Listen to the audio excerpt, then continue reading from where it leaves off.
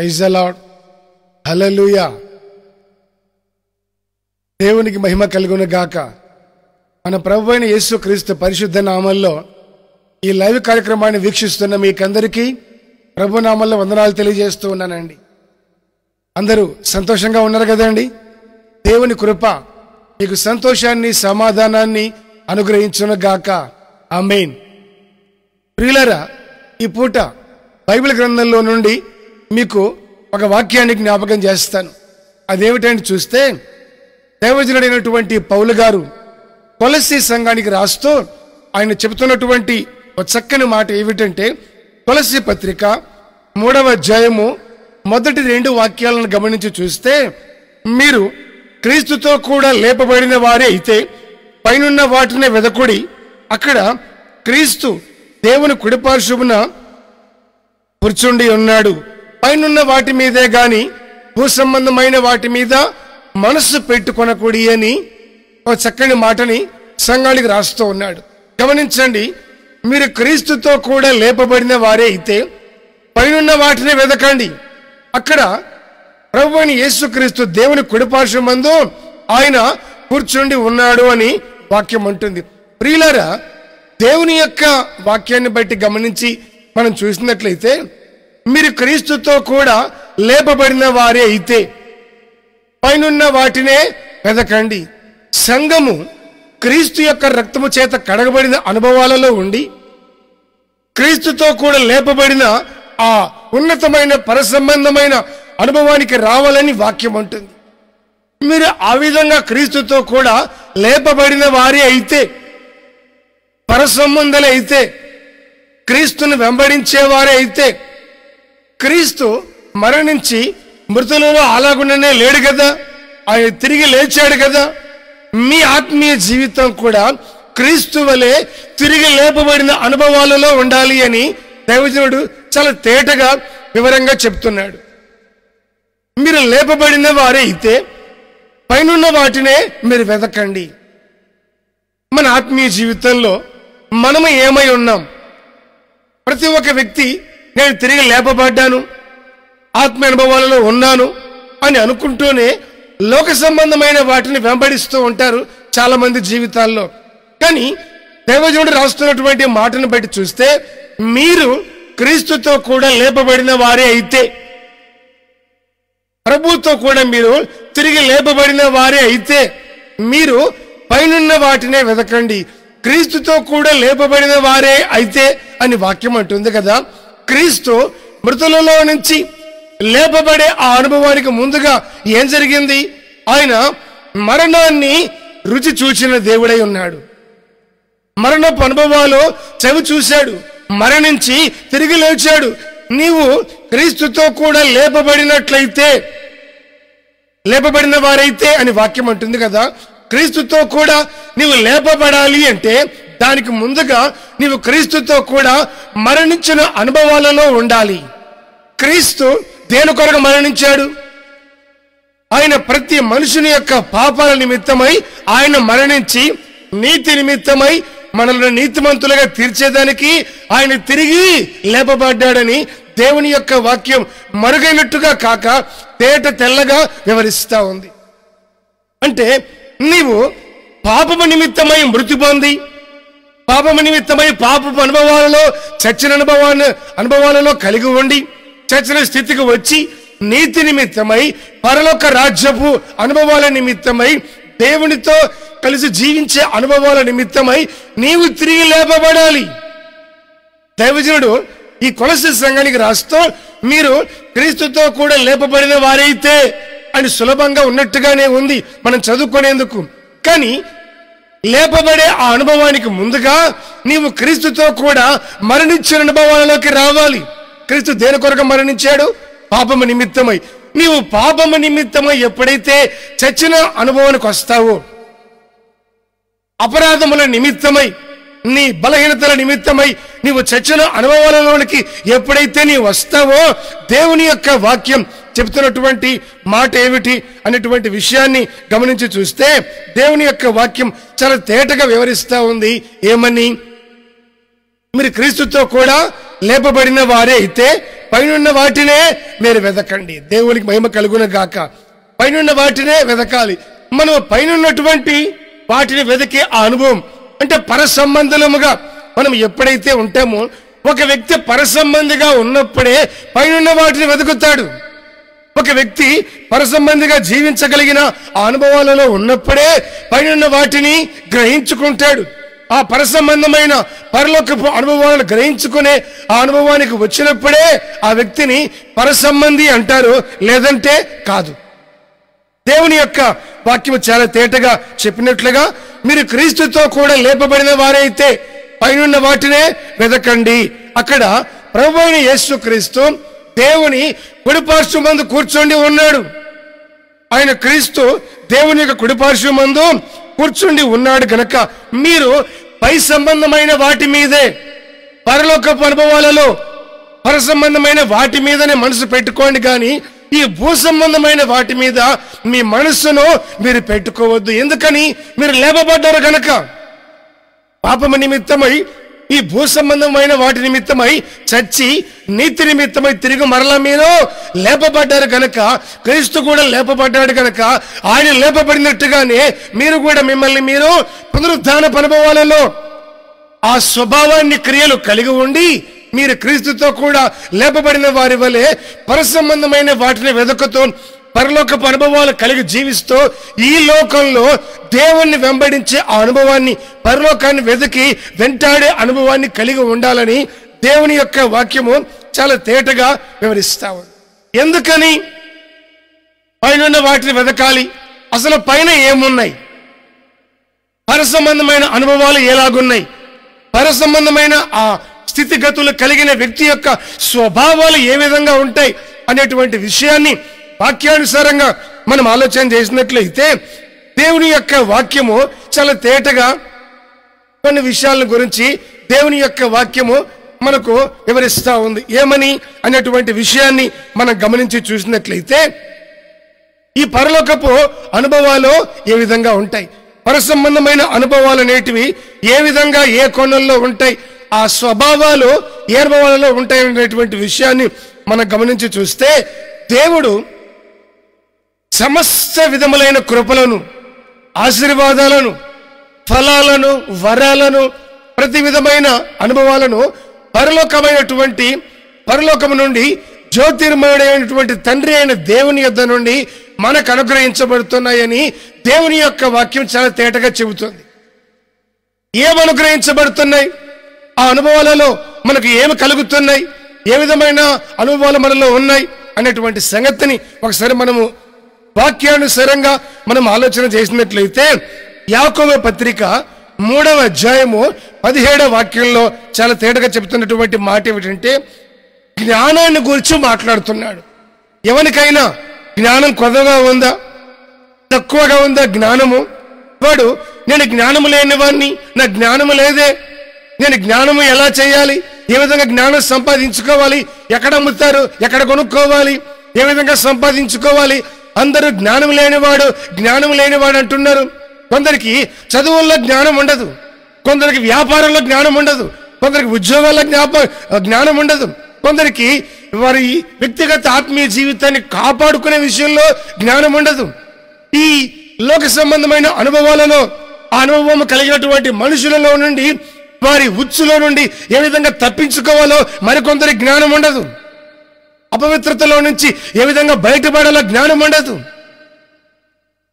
భూ సంబంధమైనటువంటి రకరకాల ఈ యుక్తి కుయుక్తి కలిగినటువంటి జ్ఞాన అనుభవాలు అయితే మనుషుల్లో సమృద్ధిగా నివాసం ఉంటాయి.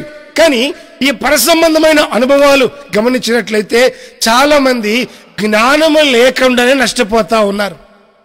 అనుమానం లేకుండా చెప్పొచ్చు, జ్ఞానము లేకుండానే నష్టపోతున్న అనుభవాలలో చాలా మంది జీవితాలు కొనసాగుతున్నాయి. వాక్యం అంటుంది, ఎవరికైనా జ్ఞానం తక్కువగా ఉంటే వాడు దేవుణ్ణి అడగాలి. ఆయన నీ జ్ఞానం ఎందుకురా, నీకు అవసరమా అన్నట్టుగా మనుషులు గద్దించినట్టుగా ఆయన గద్దించక, ఎవరిని ఏమి అనక ప్రతి ఒక్కరికి ఆయన జ్ఞానము ధారాళంగా ఇస్తాడని వాక్యం అంటుంది. Praise the Lord. జ్ఞానము ఒకరు కలిగి ఉండేదానికి, జ్ఞానము మరొకరికి లేకుండా ఉండేదానికి వారి వ్యక్తిగత అనుభవాలను బట్టి ఉంటుంది. వారు నడుచుకునే జ్ఞాన విధమైన మార్గాలను బట్టి ఉంటుంది. జ్ఞానము ఒకరి సొత్తు కాదు, జ్ఞానము ఒకరి స్వాస్థ్యం కాదు, తలుపులేసి తాళం వేసి బంధించేదానికి.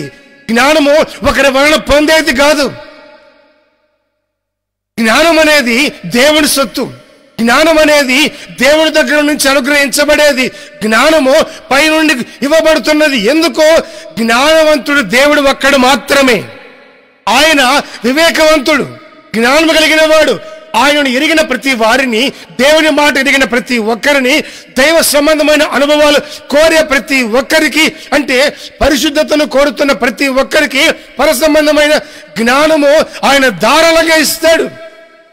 మనుషులైతే కొందరికి ఎక్కువగా, కొందరికి తక్కువగా, నచ్చితే ఒక విధంగా, నచ్చకపోతే మరొక విధంగా ఇచ్చే అనుభవాలు కలిగి ఉంటారు. అది మనుష్య స్వభావం.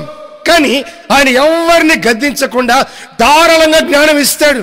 గమనించండి, చదువుల్లో కానీ, చదువుల్లో పాస్ అయ్యేదానికి కూడా కనీసం చదివే జ్ఞానము, ఆ మైండ్, జ్ఞాపక శక్తి అనేది లేని, జ్ఞానాన్ని పొందిన వారుగా, దేవుని సన్నిధిలో ఆత్మ సంబంధమైన అనుభవాలు పొంది జ్ఞానాన్ని కలిగిన వారుగా అనేకుల జీవితాలు ప్రభు దగ్గరకు వచ్చిన తర్వాత జ్ఞానములో ఎదిగి వర్ధిల్లారు, జ్ఞానవంతులయ్యారు, జ్ఞానాన్ని సంపాదించుకున్నారు.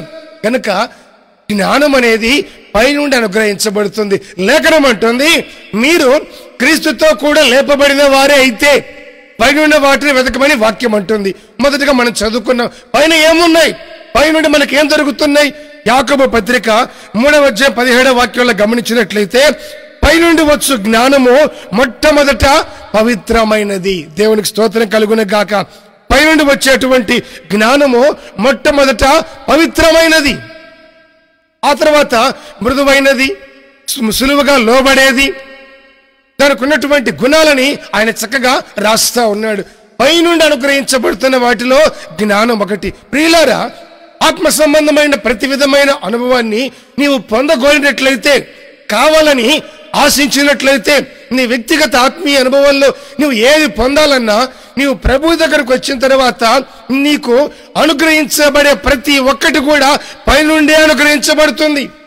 మనుషుల దగ్గర నుంచి కాదు, మనుషుని యొద్ద నుండి కాకుండా సర్వశక్తిమంతుడైనటువంటి దేవుడైన ప్రభు అయిన యేసుక్రీస్తు దగ్గర నుండి నీకు సమస్తం అనుగ్రహించబడుతున్నాయి. కనుక నీవు దేవుడి మీద ఆధారపడాలి.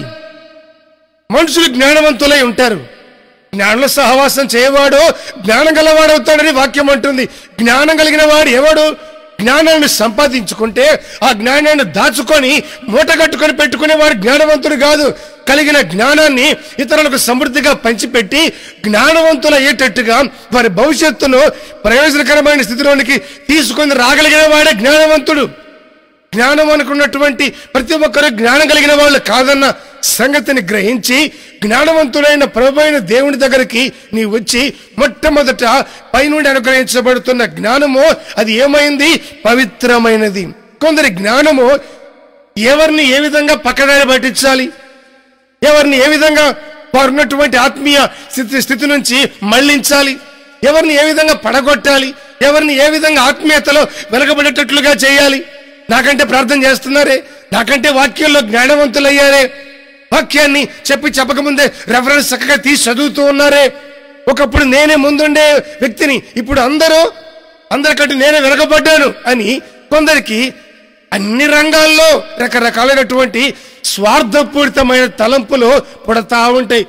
మనిషి లక్షణాలు అలాంటివి. కానీ నీవు ఏ ఒక్కరి జ్ఞానమును బట్టి నువ్వు ఎదగటము వెనకబడిపోవటం అనేది మనుషుల వలన ఎవరి వల్ల కాదు. వాళ్ళ సహవాసం పట్టారండి, ఇలాగైపోయారు. వీళ్ళ సహవాసం పట్టారండి, ఆ విధంగా అయిపోయారు. నిజమే, మనుషుల సహవాసం పడితే రకరకాలుగా మార్పులు చేర్పులు కలుగుతాయి. నీలో మార్పు వచ్చిందన్న సంగతిని నీవు గ్రహించుకున్న తర్వాతైనా నీ సహవాసం మార్చుకొని దేవునితో ఆయన వాక్యముతో సహవాసం చేయగలిగితే నిశ్చయంగా జ్ఞానము నీకు అనుగ్రహించబడుతుంది. దేవునికి స్తోత్రం. జ్ఞానము నీకు అనుగ్రహించబడుతుంది కనుక జ్ఞానాన్ని నీవు సంపాదించుకుంటావు, జ్ఞానవంతునిగా మార్చబడతావు. దేవునికి స్తోత్రం కలుగును గాక. కనుక పైనుండి వచ్చు జ్ఞానము మొట్టమొదట పవిత్రమైనది, మృదువైనది, త్వరగా అది కోపపడదు, అదేం చేస్తుంది?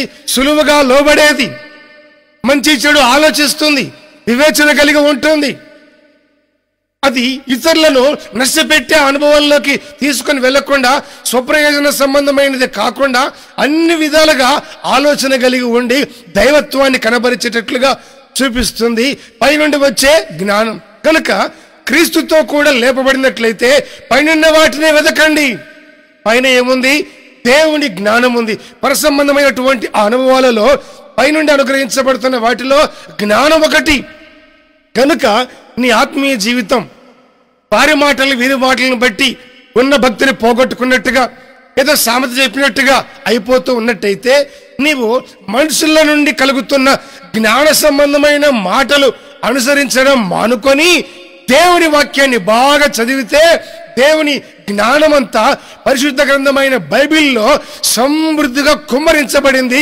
పరలోక అనుభవాలన్నీ కూడా పరలోకం నుండి కుమ్మరించబడిన సమృద్ధి అయిన జ్ఞాన సంబంధమైన గని పరిశుద్ధ గ్రంథం. గనుక బైబిల్ చదివితే నువ్వు ఎవరితో ఈ విధంగా నడుచుకోవాలి, ఎవరితో ఈ విధంగా ప్రవర్తించాలి, నీ నడవడిక ఏ కోణంలో ఉండాలి, నీ పద్ధతి నీ శైలి అనేది ఏ ధోరణిలో ఉండాలో వాక్యము తేటగా వివరిస్తూ ఉంది. కనుక మనుషులను బట్టి కాక నా ప్రేమైన దేవుని ప్రియులారా, దేవుని బిడ్డల వలె నడుచుకునే ఆ అనుభవం నీవు కలిగి ఉండేటట్లుగా నీవు పైనుండి అనుగ్రహించబడుతున్న జ్ఞానాన్ని వెతకటం అనేది చాలా ప్రాముఖ్యమైన అవసరం. ఈ పరసంబంధమైన జ్ఞానాన్ని సంపాదించుకున్నావే అనుకో, నీ ఆత్మీయతలో ఆత్మీయత ఏది, కానిది ఏది, భక్తి ఏది, భక్తి కానిది ఏది. భక్తిలాగానే కనబడుతుంది బయటికి, కానీ లోపల భక్తి ఉండదు. భయంలాగానే ఉంటుంది కొందరి జీవితానికి, కానీ దైవ భయం ఉండదు. భయం అనే ఈ వేషధారణ కలిగి బయటకు చూసేదానికి మాత్రం అవుట్పుట్ బాగానే ఉంటుంది, ఎంత భయమో ఎంత భక్తో అన్నట్టుగా. కానీ లోపల ఆ హృదయానికి దైవ భయము భక్తి అంటే ఏమిటో తెలియదు. అది ఏదో ఆ స్వభావం కలిగిన వ్యక్తులు ఏలాంటి వారో బయట కనబడేందుకు ఏ విధంగా ఉన్నారో, నిజంగా భయభక్తులు కలిగి ఉన్న వాళ్ళ స్వభావాలు ఏ విధంగా ఉంటాయో గ్రహించుకునే జ్ఞానము మొదట నీవు కలిగి ఉంటావు దేవుడి జ్ఞానాన్ని పొందితే. ఆమేన్.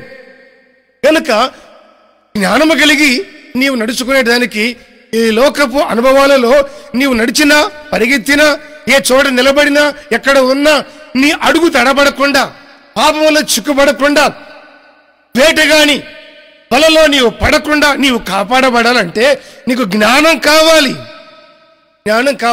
కనుక పైనుంచి అనుగ్రహించబడుతున్నటువంటి వాటిలో జ్ఞానం అనేది చాలా ప్రాముఖ్యం.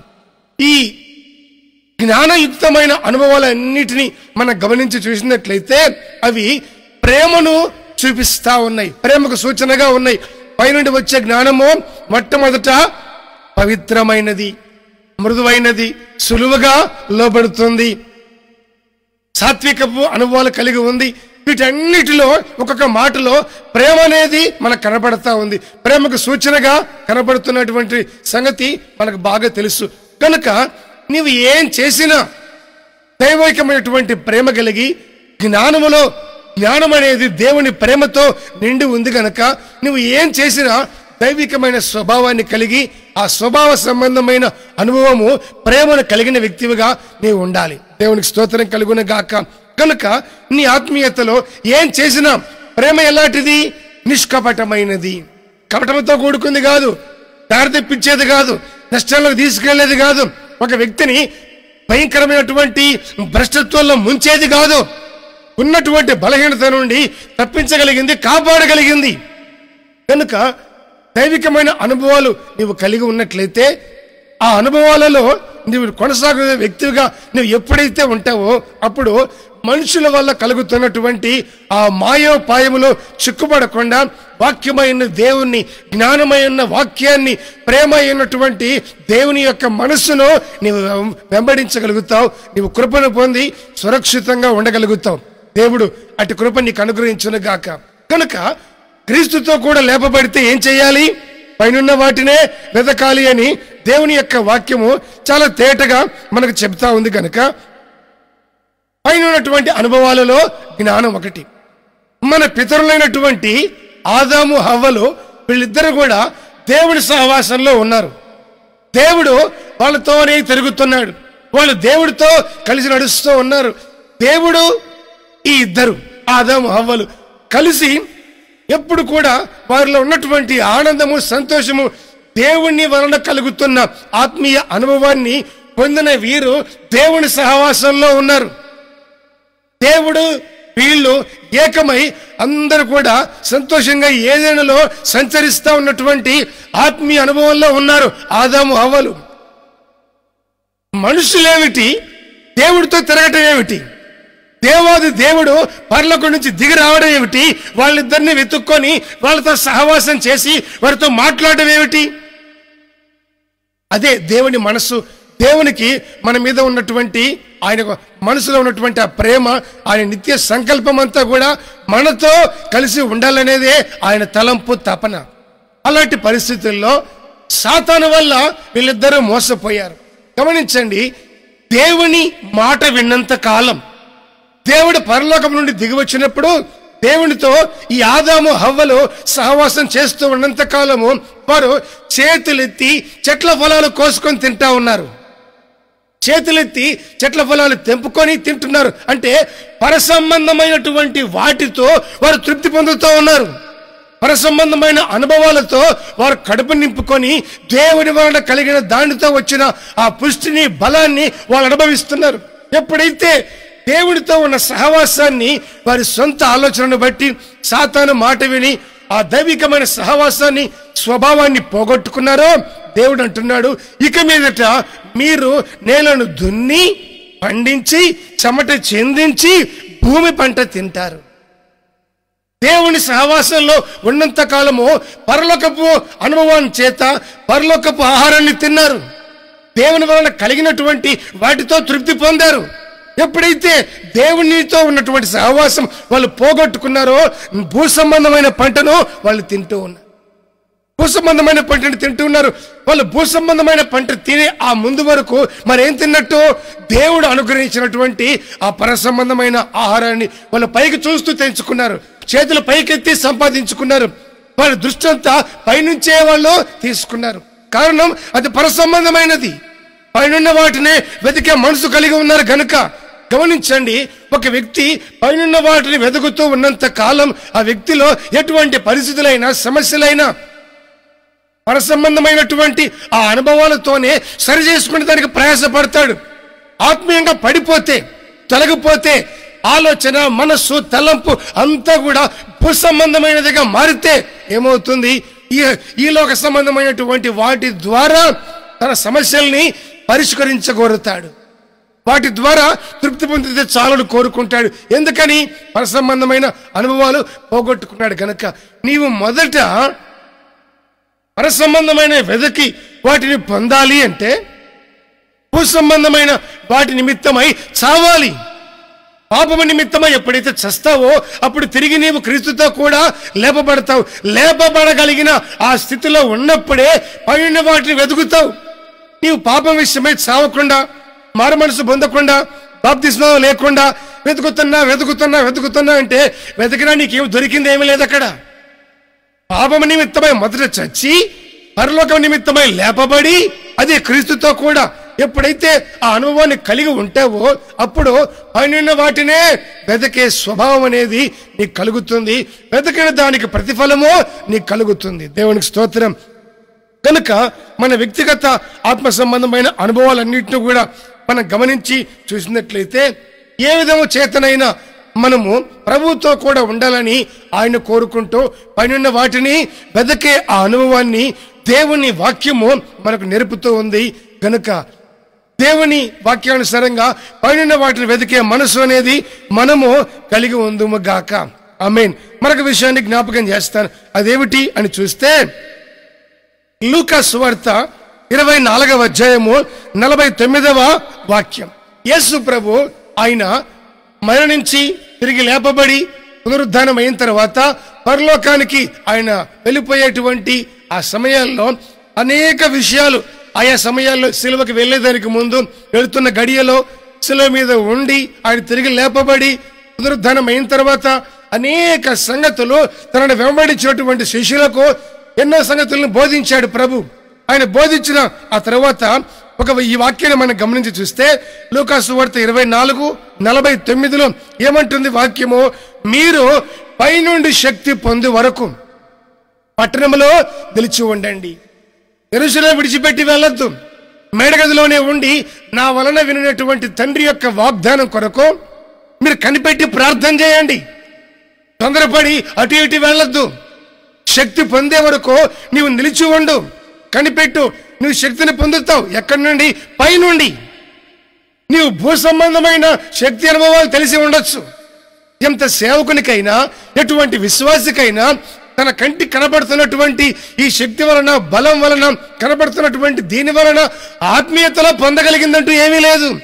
నీవు మోకరించి ఎప్పుడైతే ప్రార్థిస్తావో, నీ చేతులు పై ఆకాశము తట్టు, దేవుని సింహాసనం తట్టు ఎప్పుడైతే నీవు చేతులు ఎత్తుతావో, మొరపెట్టి ప్రార్థన చేస్తావో, నీ కంఠస్వరము పరలోకానికి వినపడి సింహాసనం మీద ఉన్నటువంటి దేవుని చెవిన ఎప్పుడైతే పడుతుందో, నీవు అడిగే ప్రతి దానికి కూడా అది ఆత్మ సంబంధమైనది అయితే, నీ ఆత్మీయ క్షేమాన్ని, అభివృద్ధిని కోరేదే అయితే, అటువంటి దానినే నీవు ఆశించినట్లయితే పైనుండి నీకు శక్తి అనుగ్రహించబడుతుంది. Praise the Lord. పైనుండి నీకు శక్తి అనుగ్రహించబడుతుంది. గమనించండి దేవుని ప్రియులారా, ఎప్పుడైతే నీవు శక్తిని పొందుతావో పైనుండి, నీ ప్రతి బలహీనత పైనుండి దేవుడి వలన అనుగ్రహించబడిన ఈ శక్తి వలన నీ ప్రతి బలహీనతను నీవు జయిస్తావు. పైనుండి అనుగ్రహించబడుతున్న ఆత్మశక్తి వలన నీ ప్రతి బలహీనతలో నుంచి విడుదల పొందుతావు. కారణం ఏమిటంటే, నీవు ఎటువంటి శక్తిని పొందాలనుకున్నా నీలో బలహీనత ఉన్నంత కాలము బలహీనత నిన్ను ఏలుబడి చేస్తుంది. నీవు ఎప్పుడైతే నీవు పైనుండి అనుగ్రహించబడే శక్తి కొరకు కనిపెట్టి చేతులెత్తి ప్రార్థన చేస్తావో, ప్రార్థన ఆలకించిన దేవుడు ఆయన ప్రతి వారి మీద ఆత్మను కురిపించేవాడు గనక, తొలకరి వర్షమును కడవరి వర్షమును ఆయన కురిపించేవాడు గనక, ప్రతి వాణి హృదయం అనేటువంటి బీడి భూమిని దున్నేవాడు గనక, ప్రతి వాణి హృదయం అనే చేనులో ఆయన ఉరుములు ఉరిపించి వర్షము కురిపించేవాడు గనక, ప్రతి వాణి చేనులో పైరు సమృద్ధిగా పండించేవాడు గనక, ఈ ఆత్మ వలన కలుగుతున్న ఫలము నీవు పొందాలంటే, ఆత్మ వలన కలుగుతున్న సమృద్ధి నీవు అనుభవించినట్లుగా ఆయన నీకు పైనుండి శక్తి అనుగ్రహించేందుకు సిద్ధంగా ఉన్నాడు. కొందరు బలహీనులని తెలిసినా, దేవుడు అనుగ్రహిస్తాడు పైనుండి శక్తి అని తెలిసినా దేవుని అడగలేరు. మనుషులు చుట్టూ తిరుగుతూ ఉంటారు. కాస్త ఆత్మీయంగా ఎవరు కనబడితే వాళ్ళ కంటికి ఎవరు కాస్త ఆత్మీయంగా కనబడితే వాళ్ళ చుట్టూ, సేవకుల చుట్టూ, వీళ్ళ చుట్టూ, వాళ్ళ చుట్టూ, ఈ ఫోన్లలో, టీవీలలో ఈ ప్రోగ్రాంలు ఎక్కువైపోయాయి కదండి, అందరూ అడుగుతూ ఉంటారు. అడగటం మంచిది, ప్రార్థన సహాయాన్ని కోరటం మంచిది. దానికంటే ముందుగా శక్తి తగినటువంటి నీవు మోకరించి నీ చేతులు పైకెత్తి నీ మనోనేత్రాలు తెరవబడి నీ దృష్టి పైనున్న వాటిని వెతికే అనుభవానికి రావాలి. నిశ్చయంగా రావాలి, వచ్చి తీరాలి. ఎప్పుడైతే నీవు ఆ విధంగా నీ కను దృష్టి పైన నిలుపుకుంటావో, నీ కను దృష్టి పరసంబంధమైన వాటిని వెతుకుతుందో, ఆయన నీకు శక్తిని అనుగ్రహించే దేవుడై ఉన్నాడని వాక్యం చాలా తేటగా చెబుతుంది. ఏం శక్తి? ఆత్మ సంబంధమైన శక్తి, పరిశుద్ధాత్మ వలన కలుగుతున్న శక్తి. ఈ ఆత్మ స్వభావం, ఆత్మ అనుభవం అయినటువంటి ఈ ఆత్మ వలన కలుగుతున్న బలం, ఈ శక్తి నీవు పొందినట్టయితే నీవు ఎటువంటి బలహీనుడివైనా, నీవు ఏ విషయంలో బలహీనుడివి కావు, బలహీనుడిగా ఉండవు. ఎప్పుడు చూసినా నీవు క్రీస్తునందు గంతులేస్తావు, ఆత్మలో ఆనందిస్తావు, భాషలతో దేవుణ్ణి స్తుతిస్తావు. అనేక విధాలుగా నీవు ప్రభువునందు ఆనందించి దేవుని నామాన్ని మహిమపరిచే ఆ అనుభవానికి నీవు రాగలుగుతావు. దేవుడు అటు కృప అనుగ్రహించును గాక. దేవుని యొక్క వాక్యాన్ని మనం గమనించి చూసినట్లయితే యెషయా 44:3 రాస్తాడు. ఏమని? నేను దప్పికొనిన వాని మీద నీళ్లను, ఎండిన నేల మీద ప్రవాహజలములను ప్రవహింపజేస్తాను, కుమ్మరిస్తాను. నీలో ఈ దప్పిక ఉండాలి. పైనుండి శక్తిని పొందాలనే దప్పిక, ఆత్మీయ దప్పిక అనేది నీలో ఉండాలి.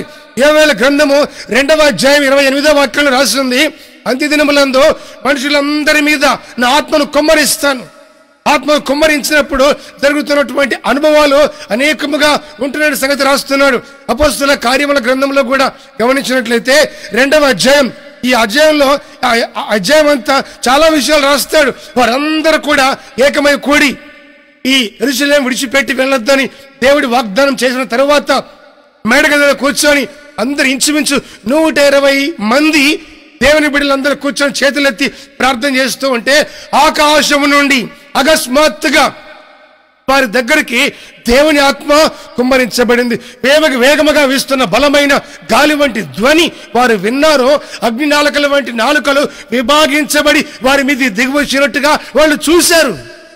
ఈ 2 అనుభవాలు, వినటము చూడటం, ఎవరో చెప్తే వినటం అంత మాత్రమే కాదు, వారి వ్యక్తిగతంగా కళ్ళారా చూడటం, చూసి విని దేవుని శక్తిని అనుభవించి వారందరూ కూడా ఆత్మతో నింపబడి ఆత్మలు ఆనందిస్తున్నారు. కారణం ఏమిటి?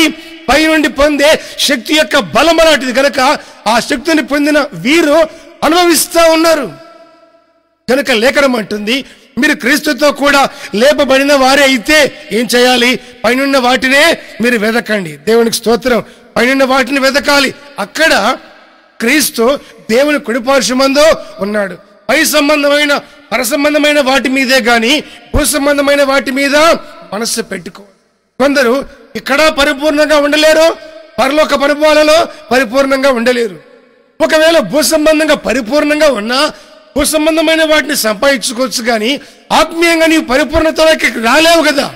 అందువల్ల నీవు క్రీస్తు వంటి ఆ సారూప్యం నీలో కలిగినట్లుగా, క్రీస్తు పోలిక నీలో కలిగినట్లుగా, ఆయన వలె నీవు మారినట్లుగా నీవు పైనుండి శక్తిని పొందటమో అవసరం, తప్పనిసరిగా అవసరం. గనుక ప్రేమైన దేవుని ప్రియులారా, పైనుండి అనుగ్రహించబడుతున్నటువంటి జ్ఞానం, పైనుండి అనుగ్రహించబడుతున్నటువంటి పరిశుద్ధాత్మ యొక్క శక్తి, ఇవి ఎప్పుడైతే నీవు పొందుతావో నీ వ్యక్తిగత అనుభవాల్లో ఏమైంది అని గమనించి చూసినట్లయితే నీవు దేవుని వలన కలుగుతున్న ఆత్మీయ స్థితిలో అంతకంతకు ఎదుగుతూ ఈ లోకంలో ఉన్నప్పటికీ నీ చుట్టూ నిన్ను బలహీనపరిచే పరిస్థితులు ఎన్ని ఆవరించినా నీవు పరసంబంధమైన అనుభవాలలో నీవు ఏకమైన వ్యక్తివి కనుక, పైకే చూసే వ్యక్తివి కనుక, నీవు పైనున్న వాటినే వెతుకుతున్నటువంటి అనుభవాల్లో ఉన్నావు కనుక ఎన్నడూ ఆత్మీయతలో ఇక నీవు పడిపోవు, నిలబడే ఉంటావు. నిన్ను పడగొట్టాలని ప్రయాసపడిన వారందరూ నీ కళ్ళ ముందు పడతారే తప్ప నువ్వు పడవు, పొరపాటున పడిపోవు. ఎందుకని? నువ్వు నిలబడి ఉన్నావు, పర సంబంధమైన అనుభవాలతో ఏకమై ఉన్నావు కనుక, ఆయన తిరిగి లేపబడ్డాడు కనుక లేపబడిన వారితో నీవు ఏకమై ఉన్నందువల్ల నీవు నిలబడే ఉంటావు, కానీ ఎన్నడూ పడిపోవు. దేవునికి స్తోత్రం. కనుక మన వ్యక్తిగత ఆత్మీయ అనుభవాలన్నింటిలో కూడా నిలిచి ఉండే అనుభవాలు, దేవుని వెంబడించే అనుభవాలన్నీ మనం కలిగి ఉందుము గాక. మరొక మాటను మనం గమనించి చూసినట్లయితే మార్కు సువార్త 15వ అధ్యాయము 38వ వాక్యం. మార్కు 15:38లో ఏమని రాస్తున్నాడు అంటే, ప్రభు ఎప్పుడైతే ఆయన సిలువ వేయబడ్డాడో, సిలువలో ఆయన గొప్ప కేక వేసి ప్రాణం విడిచాడో, తండ్రికి తన ఆత్మను అప్పగించుకొని ప్రాణం విడిచాడో, వాక్యం అంటుంది దేవాలయపు తెర, ప్రత్యక్ష గుడారపు దేవాలయపు తెర పైనుండి క్రిందికి 2గా చెనిగాను. దేవునికి స్తోత్రం. దేవాలయపు తెర, పరిశుద్ధ స్థలానికి అతి పరిశుద్ధ స్థలానికి మధ్యలో ఉన్నటువంటి ఈ తెర 2గా చెనిగిపోయింది. అంతవరకు అతి పరిశుద్ధ స్థలంలో ఏముందో ఎవరికి తెలియదు. ఈ విధమైన అనుభవాలలో ఉంది అన్న పరిస్థితిని చెప్పినప్పుడే ప్రధాన యాజకుడు లోపలికి వెళ్ళి చూసి ఆయన సమాజం కొరకు, సర్వ సమాజం కొరకు పాప పరిహారార్థంగా ఆయన ప్రార్థన చేసి రక్త ప్రోక్షణ తర్వాత బయటకు వచ్చిన తర్వాత ఆయన దేవుడి దగ్గర నుంచి పొందిన ఆ సంగతులు వివరిస్తేనే సమాజానికి తెలుస్తుంది, కానీ లేకపోతే ఏమీ తెలియదు. అటువంటి మరుగై ఉన్న ఆ మహిమ, మనుషులు చూడజాలని ఆ మహిమ, చూస్తే నిలబడలేని ఆ పరలోకపు మహిమ ప్రతి వారికి ప్రత్యక్షపరచబడేటట్లుగా, ప్రతి వారి కంటికి మరుగై ఉండక కనబడేటట్లుగా దేవాలయపు యొక్క తెర, పరిశుద్ధ స్థలానికి అతి పరిశుద్ధ స్థలానికి మధ్య ఉన్న ఈ తెర పైనుండి క్రిందకి 2గా చినిగాను. దేవుడే యేసుక్రీస్తు అనేటువంటి ఆ శరీరం ఎప్పుడైతే సిలువలో చీల్చబడిందో, దేవుడే కుమారుడైన యేసుక్రీస్తు యొక్క శరీరాన్ని 2గా చీల్చాడు. మన పాపముల నిమిత్తమై, మనము అపరాధముల నిమిత్తమై దేవుడికి సమీపంగా వెళ్ళలేని దౌర్భాగ్య స్థితిలో ఉన్నందువలన ప్రతి ఒక్కరికి, ఎటువంటి వ్యక్తికైనా దేవుడి దగ్గరికి ప్రవేశము కలిగేటట్టుగా ఆయన సమృద్ధి అయిన కృపను ప్రతి వారికి పంచిపెడుతూ దేవాలయపు తెర అనేటువంటి శరీరము చినిగిపోయింది కనుక ఇప్పుడు అతి పరిశుద్ధ స్థలములో ఉన్నటువంటి దైవత్వము, ఆ పరలోకపు మహిమ ప్రతి ఒక్కరికి తేటగా కనబడుతుంది. ఈరోజు ఆ కృప మన మీద ఇంకా ఈ కృపాకాలం చివరి గడియల్లో మరి ఎక్కువగా ప్రతి వారి మీద నిలబడి ఉంది కనుకనే మనం ఎటువంటి దౌర్భాగ్య స్థితిలో ఉన్నా నిర్మూలన కాకుండా నిలబడి ఉన్నాం. కనుక ఏ బలహీనతల్లో ఉన్నా ఇంతవరకు ఉన్నటువంటి ఆ బలహీనతలోనే ఇకను ఉండక ఆ పరసంబంధమైన అనుభవాలను కన్నులారా చూసేదానికి తెర చినిగింది కనుక, యేసు క్రీస్తు అయిన ఆయన శరీరం అనేటువంటి తెర చినిగిపోయింది కనుక మనము అతి పరిశుద్ధ స్థలంలో ప్రవేశించేదానికి, అతి పరిశుద్ధమైన విశ్వాసాన్ని కలిగి ఉండేదానికి, అతి పరిశుద్ధమైన జీవితాన్ని జీవించేదానికి, మన జీవితాన్ని కాపాడుకొని క్రీస్తుతో కూడా ఉన్నటువంటి సమానమైన సంపూర్ణతలోకి మనము అడుగుపెట్టి ఆ అనుభవంలోకి కొనసాగి ఆ స్థితిని పొంది ఉండేదానికి ప్రతి ఒక్కరికి దేవుడు సమృద్ధి అయిన ప్రవేశాన్ని ఇచ్చాడు. దేవునికి మహిమ కలుగునగాక. ఆమేన్. కనుక ప్రియులారా, మన వ్యక్తిగత అనుభవాలన్నింటినీ కూడా మనం గమనించి చూసినట్లయితే దేవుని సన్నిధిలో మనం పొందుతున్నటువంటి ఈ ప్రతి విధమైన అనుభవం ఆయన శిలువ త్యాగం వల్ల, ఆయన శరీరం అనే తెర చెనిగినందువల్ల మనకు అతి పరిశుద్ధ స్థలానికి ప్రవేశము సమృద్ధిగా కలిగింది. ఒక వాక్యాన్ని మనం గమనించి చూస్తే జకరియా గ్రంథము 11వ అధ్యాయము 10-11 వాక్యాలు. జకరియా 11:10-11 గమనించి చూసినట్లయితే అక్కడ రాస్తున్నాడు ఏమని, సౌందర్యమున కర్రను తీసుకొని జనులందరితో నేను చేసిన నిబంధనను భంగము చేయనట్లు దానిని విరిచితిని. సౌందర్యం అనే కర్రను తీసుకొని జనులందరితో నేను చేశానే నిబంధన, ఆ నిబంధనను నేను విరిచాను. అది విరవబడిన దినమున నేను చెప్పినది యెహోవా వాక్కు అని మందలో బలహీనులై నన్ను కనిపెట్టుకొని ఉన్న గొర్రెలన్నీ కూడా తెలుసుకుంటాయని వాక్యం అంటుంది. సౌందర్యం అనే కర్రను చేతబట్టుకొని జనులందరితో నేను చేశానే నిబంధన, ఆ నిబంధనను నేను విరిచినందువల్ల అది విరవబడిన దినమున నేను చెప్పింది యెహోవా వాక్కు అని మందలో బలహీనమైనటువంటి గొర్రెలన్నీ కూడా తెలుసుకుంటాయి. ఆత్మీయంగా బలహీనమైన దేవుడి దగ్గరికి వెళ్ళే ఆ ఆత్మీయ స్థితి, ధైర్యము, మంచి మనసాక్షి లేకుండా ఉన్నందువల్లే అనేకులు దైవత్వానికి దూరంగా ఉండిపోయే పరిస్థితి. ఆ కర్ర విరిచి మన బలహీనతను దేవుడు తొలగించి ఆయన తన యొద్దకు వచ్చేందుకు, మన బలహీనతలన్నిటిని పోగొట్టేందుకు తన యొద్దకు ప్రవేశాన్ని సమృద్ధిగా దేవుడు మనకు అనుగ్రహించాడు. గనుక నీవింకా దూరంగా ఉంటూ భక్తికి, ప్రార్థనకు, దేవుని వాక్యానికి, విశ్వాసానికి, ఆత్మీయ అనుభవాలన్నిటికీ నువ్వు దూరంగా ఉంటూ ఉన్నంత కాలము నీవు బలహీనంగానే ఉంటావు. నీవు బలము పొందాలి అంటే నీ ఉన్న బలహీనమైన స్థితిని విడిచిపెట్టి నీ కొరకు తెర చెనిగింది కనుక, నీ కొరకు ప్రవేశం సమృద్ధిగా ఎదురు చూస్తూ ఉంది కనుక నీవు ప్రభు దగ్గరికి రావాలి, ఆయన వాక్యము దగ్గరికి రావాలి, ఆయన అనుగ్రహించే జ్ఞానము దగ్గరికి రావాలి, ఆయన అనుగ్రహిస్తున్న పైనుండి అనుగ్రహించబడి శక్తి దగ్గరికి రావాలి, దాన్ని పొందాలి. తెర చెనిగింది కనుక లోపల ప్రవేశించాలి. నీ ఆత్మీయతలో ఎప్పుడైతే ఎలాంటి అనుభవాలు కలిగి ఉంటావో నా ప్రియమైన దేవుని ప్రియులారా, నీ యొక్క ఆత్మీయ అనుభవాలన్నీ కూడా అవి ఎదిగి ఆత్మీయంగా ఎదిగి వర్ధిల్లి అంతకంతకు బలము పొందిన అనుభవాలలోకి నీవు రాగలుగుతావు. కొందరు నేనేం వస్తాను, నాకు అలవాట్లున్నాయి, నేను చేసే పని మంచిది కాదు, నేను చాలా ఉండకూడని పరిస్థితుల్లో ఉన్నాను, నేను పాపిని, దుష్టుని, దుర్మార్గుని అని అనుకుంటూ ఇతరులతో చెప్పుకుంటూ ఉంటారు. అదేదో ఒప్పుకున్నట్టుగా, అదేదో మంచి మనస్సాక్షి అయినట్టుగా.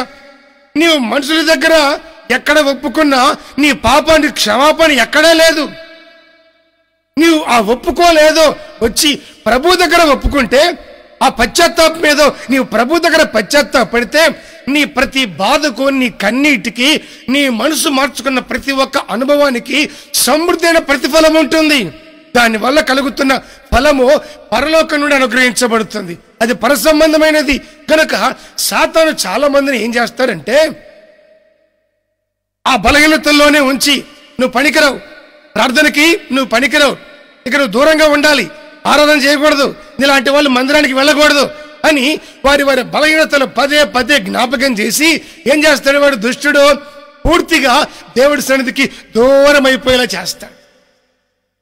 ఇక దూరం నుండి చూసి ఏదో పశ్చాత్తాపడ్డట్టు, చూసి ఏదో తృప్తి పొందినట్టు, కాస్త వాక్యం వింటే ఆ రోజు వాక్యం విన్నానులే, నాతోనే మాట్లాడాడు దేవుడు, అంతా నా కోసమే అని నా కోసమే అంటారు కానీ దాన్ని అనుభవించరు. నా కోసమే అన్నట్టుగా అనుకుంటారు, ఇతరులతో చెప్తారు కానీ దానివల్ల కలుగుతున్నటువంటి ఆ ఫలాన్ని అనుభవించరు. మాటతోనే సరిపెట్టుకొని దూరం అయిపోతారు. నా ప్రియమైన దేవుని ప్రియులారా, వాక్యం అంటుంది పరిసయ్యుడు ఉన్నాడు, సుంకరి ఉన్నాడు. వీళ్ళిద్దరూ మందిరానికి వచ్చారు. పరిసయ్యుడు ప్రార్థన చేశాడు దేవాలయంలోకి వెళ్ళి, దేవా నేను దుష్టుణ్ణి కాదు, దుర్మార్గుని అంతకంటే కాదు, నేను ఎంత పరిశుద్ధుణ్ణి, ఎంత భక్తి కలిగిన వాడిని, వారానికి 2 రోజులు ఉపవాసం ఉంటున్నాను, ఎంత ప్రార్థన చేస్తున్నాను, నమ్మకంగా దశంభాగం ఇస్తున్నాను, అదిగో బయట ఏడుస్తున్నాను. దుర్మార్గుడు ఎవడాడు? సుంకరి. వాడిలాంటి వాడిని కూడా కాదయ్యా, నేను చాలా ఉత్తముణ్ణి, నీతిమంతుణ్ణి అని తనకున్న డిగ్రీస్ అన్ని కూడా ప్రార్థనలో దేవుడికి చెప్తా ఉన్నాడు. అది ఆయన గారు చేసిన ప్రార్థన. మొత్తం మీద ప్రార్థన చేశాడు, ముగించుకున్నాడు.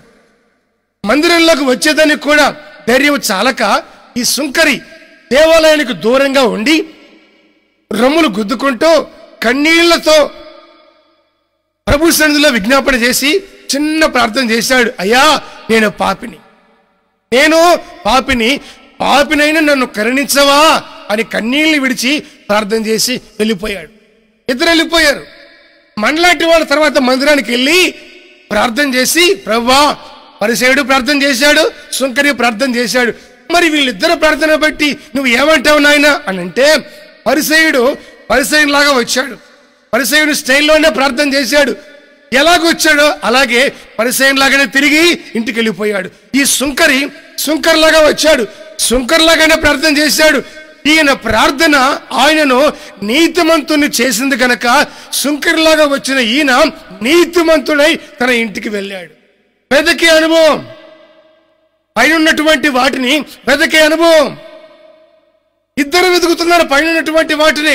ఒకరు పొందేమని భ్రమలా బ్రతుకుతున్నారు, ఒకరు పొందగోరి ఇంకా పొందాలి, నేను ఇంకా పశ్చాత్తాపడాలి, ఇంకా నా యేసయ్య దగ్గర క్షమాపణ పొందాలి, కన్నీళ్లు విడవాలి, ఆయన పాదాలు కడగాలి అని తలెత్తేదానికి కూడా ధైర్యం చాలక దేవుడి సన్నిధిలో కన్నీళ్లతో నిండిపోయి ఆయన ఏడుస్తా ప్రార్థన చేస్తున్నాడు. ప్రార్థన చేసిన ప్రతి ఒక్కరూ నా ప్రార్థన యథార్థమైంది, నిజమైంది, ఖచ్చితంగా గురి తప్పకుండా దేవుడి దగ్గరికే పోయింది అనుకుంటే పొరపడుతున్నామన్న సంగతి వాస్తవం. కనుక నీ ప్రార్థన ఏమై ఉండాలి? అది దేవుని వలన నీవు నీతిమంతునిగా తీర్చబడిన వల్ల ఉండాలి. ఎక్కడుంది అది? పైనటువంటి వాటిని వెతికే ఆ అనుభవంలో. కనుక నిన్ను నీతిమంతునిగా తీర్చేదానికి, మనలను నీతిమంతులుగా మార్చి ఆయన వలె మనల్ని ఆయన పైనుండి క్రిందకి 2గా తెర చెనిగింది. క్రీస్తు శరీరమైనటువంటి తెర చెనిగిపోయింది కనుక మనము ఇక దేవుడికి దూరంగా ఉండక దైవ సన్నిధికి సమృద్ధి అయినటువంటి ప్రవేశాన్ని పొందిన మనము ఇకనైనా దేవుడి దగ్గరకు వచ్చేదానికి మనసు కలిగిన వాళ్ళమై ఉందుము గాక. ఆమేన్. దేవుని యొక్క క్షమాపణ ఎంత గొప్పదో చాలా మందికి తెలియదు. ఆయన దగ్గరకు వచ్చి పశ్చాత్తాపడి ప్రార్థన చేస్తే ఆయన నీ హృదయాన్ని నింపే ఆ ప్రేమ ఉన్నతమైన అనుభవం ఎలాంటిదో చాలా మందికి తెలియదు.